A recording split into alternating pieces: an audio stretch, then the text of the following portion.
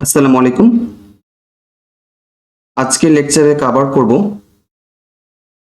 Language guidelines for article writing. অর্থাৎ article writing করার জন্য বা রাইট করার জন্য কোনো রিসার্চ পেপার লেখার জন্য ল্যাঙ্গুয়েজ বা ভাষার যে গাইডলাইন আছে, যে নিয়মগুলো আছে, এগুলোর ওপর আজকে ডিসকাস করব, যাতে করে আপনাদের একদম ক্লিয়ার হয়ে যায় কোন ল্যাঙ্গুয়েজে লিখতে হয়, কেমন লিখতে হয়, বা কোন কোন ফ্যাক্টরগুলোকে সামনে রেখে রিসার্চ পেপার লিখতে হয়। এই পুরো বিষয়টা একদম ক্লিয়ার হয়ে যাবে আজকের লেকচারের মাধ্যমে। অর্থাৎ যখন রিসার্চ পেপার লিখতে যাই তখন কিন্তু এটা ইংলিশে লিখতে হয়, আর আমাদের অনেকের ভাষা কিন্তু ইংলিশ না। আমরা দেখা যায় বাংলা বা হিন্দি বা উর্দু, এক একটা কান্ট্রির মানুষ এক একটা ভাষায় কথা বলে। বাট আপনি যখন নাকি একটা রিসার্চ পেপার লিখতে যাবেন তখন এটা এমন একটা ল্যাঙ্গুয়েজে লিখতে হবে যেটা ওয়ার্ল্ড ওয়াইড সবাই যাতে বুঝতে পারে, পড়তে পারে। সেক্ষেত্রে ইংলিশ এটা সবচেয়ে বেশি যেহেতু ইউজ হয়, দ্যাটস ওয়াই সবচেয়ে বেশি রিসার্চ পেপার বা আর্টিকেল, সায়েন্টিফিক ডকুমেন্টারি সবগুলো কিন্তু ইংরেজিতে লেখা হয়। এই জন্য ইংরেজিতে যখন আপনি একটা রিসার্চ পেপার লিখবেন সেক্ষেত্রে বেশ কিছু গাইডলাইন আছে যেগুলো ফলো করতে হয়। এগুলো যদি ফলো না করেন তাহলে দেখা যাবে অনেক বেশি পরিমাণ কিন্তু ভুল হবে। এখন আসি যে কোন কোন বিষয়গুলোকে মাথায় রেখে একটা রিসার্চ পেপার লিখতে হয়, বিশেষ করে তার ল্যাঙ্গুয়েজের কোন কোন দিকগুলোকে সামনে রাখতে হয়। যেমন প্রথমে দেখতে পাচ্ছি ল্যাঙ্গুয়েজ অ্যান্ড স্টাইল, অর্থাৎ all original research article, I mean scientific research paper should be retain, এগুলোকে লেখা উচিত ক্লিয়ার। অর্থাৎ একদম ক্লিয়ারলি আপনি লিখবেন, যে কোনো কিছু লিখবেন, এটা হতে পারে abstract, introduction, method, result, discussion, anything else, যেটাই আপনি লিখতে চান এটা একদম ক্লিয়ার কাট লিখবেন। কোনো জটিলতা আর্টিকেলের মধ্যে রাখবেন না, একদম ক্লিয়ার সিম্পল ভাষায় লিখবেন যাতে করে পাঠক বা রিডার সে একবার পড়েই বুঝতে পারে আপনি কি বোঝাতে চাচ্ছেন। এরপর হচ্ছে কনসাইজ, অর্থাৎ যতটুকু দরকার জাস্ট ওইটুকুই লিখবেন। শুধু শুধু একটা সহজ কথাকে অনেক কঠিন করে ঘুরিয়ে পেঁচিয়ে এটা বলার কোনো দরকার হয় না বা দরকার নেই। যেমন এই ক্ষেত্রে একটু আইএলটিএস বা টোফেল এই ধরনের যে এক্সামগুলি হয়, এক্ষেত্রে কিন্তু দেখা যায় যে আপনি একটা ইংলিশ বা একটা সেন্টেন্স কতটা স্ট্যান্ডার্ড ফরম্যাটে লিখবেন, কতটা হাই ওয়ার্ডস মানে হাই লেভেল ওয়ার্ড ইউজ করবেন, কতটা কঠিন ওয়ার্ড ইউজ করবেন, কতগুলো গ্রামার এখানে ইউজ করবেন, এরকম বেশ কিছু বিষয় থাকে। ওগুলোর উপর ভিত্তি করে কিন্তু এক্সামগুলি হয় বা মার্কিংগুলো কিন্তু হয়ে থাকে। কিন্তু রিসার্চ পেপারটা একটু ভিন্ন, এক্ষেত্রে আপনি যতটা পারবেন সহজ করে লিখবেন, যতটা পারবেন সিম্পল সেন্টেন্সে লিখবেন। এই ক্ষেত্রে কখনো আপনার উচিত না আপনি কমপ্লেক্স বা কম্পাউন্ডে লিখবেন। যদি দরকার হয় সেক্ষেত্রে লিখতে হবে, সেটা ভিন্ন বিষয়।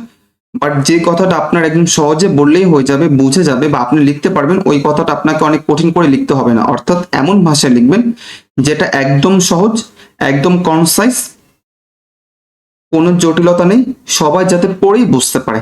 অর্থাৎ একদম সিম্পল ল্যাঙ্গুয়েজে রিসার্চ পেপার লিখতে হবে, এইটা হচ্ছে কথা এক। সেকেন্ড হচ্ছে গ্রামাটিক্যাল, যাতে কারেকশন থাকে। দেখা যায় যে যেহেতু আমরা বাঙালি, আমরা বাংলাতে কথা বলি, বা যারা অন্য ভাষায় আছেন যারা নাকি নেটিভ স্পিকার না, সেই ক্ষেত্রে তাদের ক্ষেত্রে একটা প্রবলেম হচ্ছে, তারা যখন একটা রিসার্চ পেপার লেখেন দেখা যায় যে অনেক কঠিন কঠিন ওয়ার্ড ইউজ করে বা তার গ্রামাটিক্যাল অনেক বেশি মিস্টেক হয়। এটা আর্টিকেল প্রিপোজিশন মিস্টেক হতে পারে, স্পেলিং মিস্টেক মাঝে মাঝে দেখা যায়, এরকম বেশ কিছু মিস্টেক কিন্তু হয়। অর্থাৎ আপনার গ্রামাটিক্যাল কারেকশন 100% হতে হবে, কোনো গ্রামাটিক্যাল এরর থাকা যাবে না, এই বিষয়টাকে এনশিওর করতে হবে। এরপরে হচ্ছে both UK and US English আর অ্যাকসেপ্টেবল।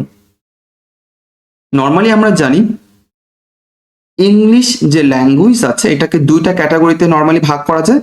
এক হচ্ছে UK, I mean United Kingdom, British English, আর একটা হচ্ছে US, I mean USA, United State of America, যেটাকে আমেরিকান ইংলিশ বলা হয়। এই দুইটা ল্যাঙ্গুয়েজ বা ল্যাঙ্গুয়েজ একটা, কিন্তু ফরম্যাট হচ্ছে দুইটা। এখানে কিছু কিছু ওয়ার্ডের স্পেলিং এ ডিফারেন্স আছে, কিছু প্রোনাউন্সিয়েশন ফোনেটিক্স উচ্চারণে ভিন্নতা আছে, এরকম বেশ কিছু ডিফারেন্স কিন্তু দেখা যায়। অর্থাৎ যেটাই হোক কোনো সমস্যা নেই, আপনি যে কোনো একটা ফলো করে লিখতে পারবেন, দুইটাই কিন্তু অ্যাকসেপ্টেবল। অর্থাৎ এই ক্ষেত্রে একটু ফ্লেক্সিবল আছে, আপনাকে শুধু ইউকে তে লিখতে হবে নট নেসেসারি, বা শুধু মানে ইউএসএ তে লিখতে নট নেসেসারি, আপনি যেটা কমফোর্টেবল ফিল করেন আপনি জাস্ট ওইটা ফলো করে লিখবেন। তবে একটা বিষয় একটু খেয়াল রাখবেন, যদি ইউকে তে লেখেন তাহলে ইউকে তে পুরো পেপারটা লিখবেন, যদি ইউএস ল্যাঙ্গুয়েজ ফলো করে লেখেন তাহলে শুধু ইউএস এটা ফলো করে লিখবেন। বা কখনো যদি দুইটা মিক্সড হয়েও যায় তাহলে এটা খুব একটা বেশি প্রবলেম হয় এমনটা না, তবে লিখতে পারেন আর কি, চেষ্টা করবেন যে কোনো একটা স্পেসিফিক ফরম্যাটটা ফলো করে লেখার জন্য। এছাড়াও দেখা যায় ক্যানাডিয়ান তাদের কিছু ইংলিশের ফরম্যাট আছে আলাদা, অস্ট্রেলিয়া তাদের বেশ কিছু ফরম্যাট আছে, তবে চেষ্টা করবেন ইউকে এবং ইউএস এই দুটাকে ফলো করার জন্য, কারণ এটা যেহেতু ওয়াইটেবল মানে অ্যাকসেপ্টেবল, ওয়াইডলি অ্যাকসেপ্টেবল যেহেতু, তাই এটা আপনারা ফলো করতে পারেন। এরপর হচ্ছে consistency in language uses in crucial through out the manuscript. It means that যখন আপনি একটা রিসার্চ পেপার লিখবেন তখন যাতে প্রথম পোর্শনের সাথে দ্বিতীয় পোর্শন, প্রথম প্যারার সাথে দ্বিতীয় প্যারা, এইটার যাতে একটা সামঞ্জস্যতা, একটা লিঙ্ক, একটা ধারাবাহিকতা বজায় থাকে। যেমন প্রথম প্যারায় আপনি একটা কথা বললেন বা প্রথম লাইনে একটা কনসেপ্ট নিয়ে বললেন, দ্বিতীয়বার বা দ্বিতীয় প্যারায় বা হচ্ছে দ্বিতীয় লাইনে আপনি ভিন্ন একটা কনসেপ্ট নিয়ে কথা বললেন, এইটা কিন্তু আসলে ঠিক না। যখন একটা বিষয় নিয়ে কথা বলবেন তখন ধারাবাহিকতা এটা রক্ষা করে প্রথম থেকে শুরু করে শেষ পর্যন্ত লিখবেন, যাতে আপনি কখনো হারিয়ে না যান। অর্থাৎ প্রথম একটা ইনফরমেশন দিলেন, তারপর র্যান্ডম আরেকটা ইনফরমেশন দিলেন, এরপর র্যান্ডম আরেকটা ইনফরমেশন দিলেন, তাহলে কি হবে, পাঠক বা রিডার সে কিন্তু বুঝতে পারবে না অ্যাকচুয়ালি আপনি এখানে কি বোঝাতে চাচ্ছেন। সেক্ষেত্রে এই বিষয়টা খুবই গুরুত্বপূর্ণ। যখন আপনি একটা পেপার লেখা শুরু করবেন বা একটা প্যারা লেখা শুরু করবেন তখন প্রত্যেকটা লাইন, তার পরের লাইন, তার পরের লাইন, তার পরের লাইন, এইটা যাতে একটার সাথে আরেকটা লিঙ্ক থাকে, যাতে এটা বিচ্ছিন্ন মনে না হয়, এই জিনিসটাকে এনশিওর করা। এগুলো হচ্ছে নর্মালি একটা রিসার্চ পেপার লিখতে গেলে তার ভাষাগত যে দিকগুলি আছে এই বিষয়গুলোকে একটু কারেকশন করা বা একটু গাইডলাইন। এরপর দেখেন এখানে নোটে আমি একটা কথা লিখেছি, এটা কিন্তু অনেক বেশি ইম্পর্টেন্ট। যেমন যখন একটা রিসার্চ পেপার আপনি লিখবেন, যেহেতু আপনি বাংলাতে কথা বলেন বা হিন্দি বা উর্দুতে বা যে কোনো ভাষায় কথা বলেন এক্সেপ্ট ইংলিশ, মানে হচ্ছে আপনার মাতৃভাষা ইংলিশ না, ইংরেজি না, সেক্ষেত্রে আপনার লেখার মধ্যে অনেক বেশি পরিমাণ ভুল থাকবে, এইটাই কিন্তু স্বাভাবিক। সেক্ষেত্রে আপনি অনেক ধরনের সফটওয়্যার আছে এগুলো ইউজ করতে পারেন যারা আপনার গ্রামার কারেকশন করে দিবেন। যেমন যখন আমাদের সফটওয়্যার রিলেটেড লেকচারগুলো চলে আসবে তখন কিন্তু এগুলো আমরা বলবো যে কোন কোন বিষয়গুলোকে হচ্ছে মাথায় রেখে বা কোন কোন কারেকশন গুলোকে করা যায় সফটওয়্যার গুলো ইউজ এর মাধ্যমে, তখন ওইটা আপনারা দেখে নেবেন।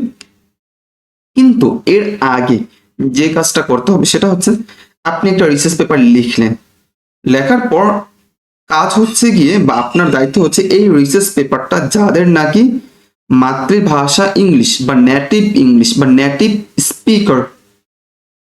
ইংলিশ স্পিকার তাদের মাধ্যমে পুরো পেপারটাকে রিভিউ করে নেওয়া, কোথাও কোনো ভুল আছে কিনা ওই ভুলটাকে কারেকশন করে নেওয়া, ইমপ্রুভ করে নেওয়া। অর্থাৎ আপনি যতই সফটওয়্যার ইউজ করেন এরপরও কিন্তু তাদের যেহেতু আলাদা একটা স্টাইল আছে, তাদের যেহেতু আলাদা একটা স্ট্যান্ডার্ড, তার ফরম্যাটে কথা বলে, একটা স্ট্যান্ডার্ড মেনটেন করে, সো ওই জিনিসটা কিন্তু কারেকশন করে নিতে হবে। এটা হচ্ছে অ্যাডভাইসেবল, যদি করতে পারেন বেটার, যদি নাও করতে পারেন মানে কাজ চালিয়ে নেওয়ার মতো আর কি, আপনি সফটওয়্যার হেল্প নিয়ে করে নিতে পারেন।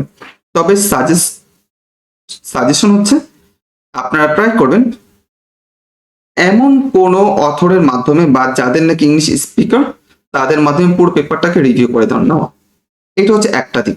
2 নম্বর হচ্ছে আপনি ট্রাই করবেন যারা নাকি ওই বিষয়ে এক্সপার্ট, ওই বিষয়ের লোকদের মাধ্যমে পেপারটাকে রিভিউ করা বা কারেকশন করা।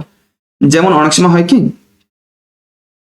যারা নাকি আমেরিকাতে থাকে বা ইউএসএ থাকে বা আপনার ইউকেতে থাকে, তারা সবাই কিন্তু ইংলিশে কথা বলে, okay it's fine, no problem, but সবাই কিন্তু এক্সপার্ট না। ওইখানে অনেক ক্লিনার আছে, তারাও কিন্তু ইংরেজিতে কথা বলে, ইংলিশে কথা বলে। এখন আপনি তাদেরকে গিয়ে বলবেন আমার রিসার্চ পেপারটা একটু রিভিউ করে দেন, গ্রামার কারেকশন করে দেন, বা কোথাও কোনো ভুল আছে এই জিনিসটা একটু দেখিয়ে দেন, এটা তো হয় না, কারণ তারা তো বুঝতে পারবে না। তাদের ভাষাগত জ্ঞান আছে কিন্তু সাইন্টিফিক রিসার্চ এইসব ক্ষেত্রে তার তো কোনো নলেজ নেই, তার তো কোনো জ্ঞান নেই, তাহলে সে কিন্তু এটা পারবে না, রাইট? সেক্ষেত্রে আপনার দায়িত্ব হচ্ছে কোন প্রফেসর, যে প্রফেসর আপনি যে ফিল্ডে কাজ করেছেন এই ফিল্ডে তারা এক্সপার্ট। যেমন আপনি ক্যান্সার নিয়ে কাজ করেছেন, তাহলে দেখবেন যে ইংলিশে কথা বলে বা নেটিভ নেটিভ ইংলিশ স্পিকার যারা আছেন তারা কোন কোন প্রফেসর এই ক্যান্সার নিয়ে কাজ করে, তারা পেপার পাবলিশ করে, তাদের মাধ্যমে আপনি পেপারটাকে রিভিউ করাবেন বা ইমপ্রুভ করাবেন। তাহলে হবে কি, আপনি যেই সেক্টরের রিসার্চ করেন, যেই সেক্টরের উপর রিসার্চটা করেছেন, ঠিক সেম সেক্টরে যারা কাজ করেন ইংলিশ স্পিকার, তাদের মাধ্যমে পেপারটাকে আপনি রিভিউ করাতে পারলেন, তাহলে এটা কিন্তু ভালো, বলে না যে সোনার সোহাগ, অনেকটা ওই টাইপের আর কি। অর্থাৎ এই জিনিসটাকে একটু চেষ্টা করবেন। বাট নর্মালি অন্য কাউকে দিয়ে যদি করান যারা ইংলিশ স্পিকার, তাহলে দেখা যাবে তারা অনেকগুলো বিষয় কিন্তু বুঝতে পারবে না, কারণ অনেকগুলো টেকনিক্যাল টার্ম আছে। যেমন মেটাস্টেসিস, মেটাস্টেসিস এটা হচ্ছে যখন ক্যান্সার রিসার্চ করবেন তখন এটার একটা টেকনিক্যাল ওয়ার্ড, ওকে?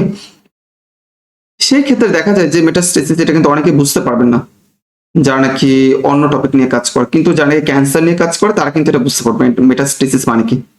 তো এটা নিয়ে যদি কোনো প্রবলেম থাকে তাহলে এটা কিন্তু তারা কারেকশন করে দিতে পারবে।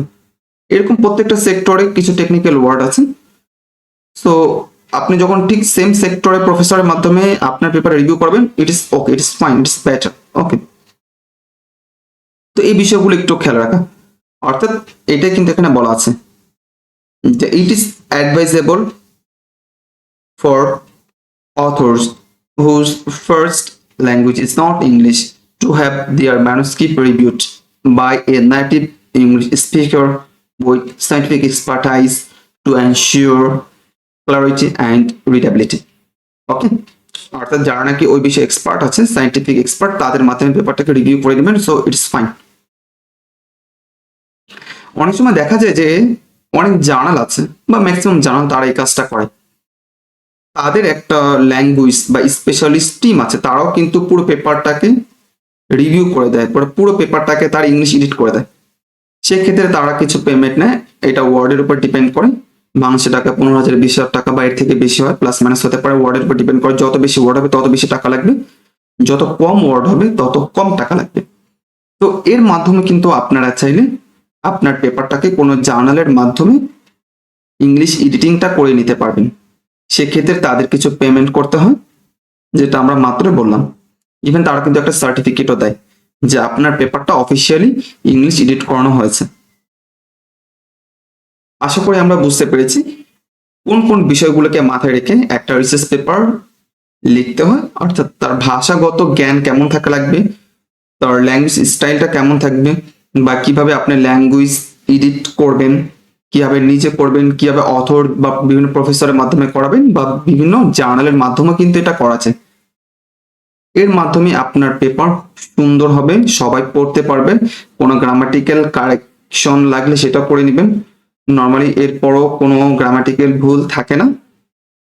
এইভাবে আপনারা পেপার অনেক বেশি ইমপ্রুভ করতে পারবেন, তাহলে দেখা যাবে খুব ভালো একটা জার্নালে কিন্তু পেপার সাবমিট করতে পারবেন এবং আপনার পেপারটা পাবলিশ হয়ে যাবে।